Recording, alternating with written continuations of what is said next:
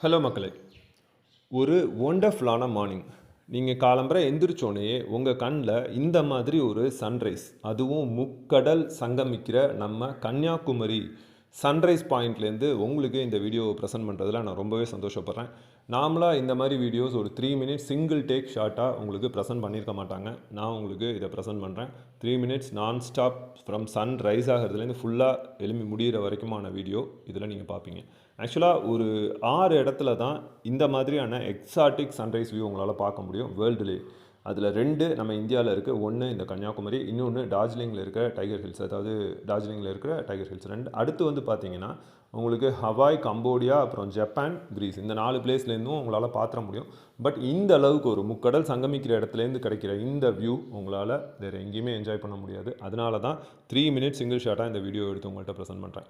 நம்ம சின்ன வயசுலாம் வந்து ட்ரா பண்ணியிருப்போம், ஒரு சூரியன் போட்டு அதை சுற்றி கதிர்கள் விரிகிற மாதிரி.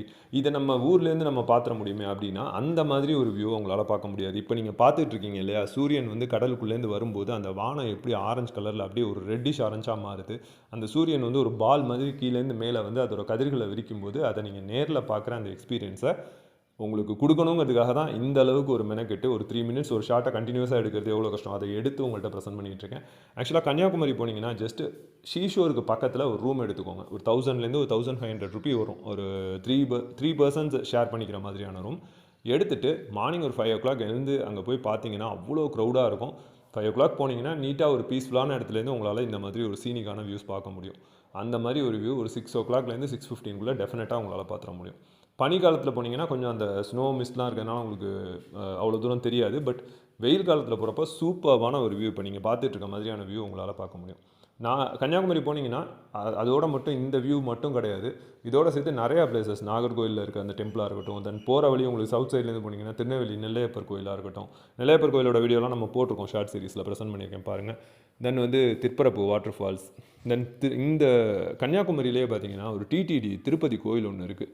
திருப்பதி தேவஸ்தானத்தால் ரன் பண்ணுற ஒரு கோவில் இருக்குது. அப்படியே ஒரு ஒயிட் ஹவுஸ் மாதிரி இருக்கும், அப்படி ஒரு சிறப்பாக இருக்கும் அந்த கோவில். அது போனீங்கன்னா ஒரு ஃபிஷர்மேன் வில்லேஜுக்குள்ளே போகும். அது ஒரு மேப்பில் போட்டு செக் பண்ணி போய் பாருங்கள். அதுவும் ஒண்டர்ஃபுல்லாக இருக்கும் அந்த எக்ஸ்பீரியன்ஸ்லாம். நான் அடுத்தடுத்த ஷார்ட் சீரிஸில் அதெல்லாம் கொடுக்குறேன் பாருங்கள்.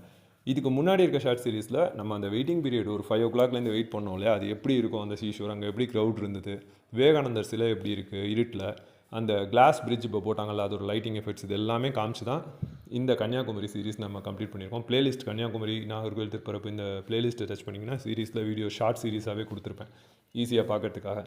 ஸோ 3 மினிட்ஸ் இந்த வீடியோவை உங்களோட ப்ரெசென்ட் பண்ணுறதுல நான் ரொம்ப சந்தோஷப்படுறேன். தேங்க்யூ ஃபார் வாட்சிங்.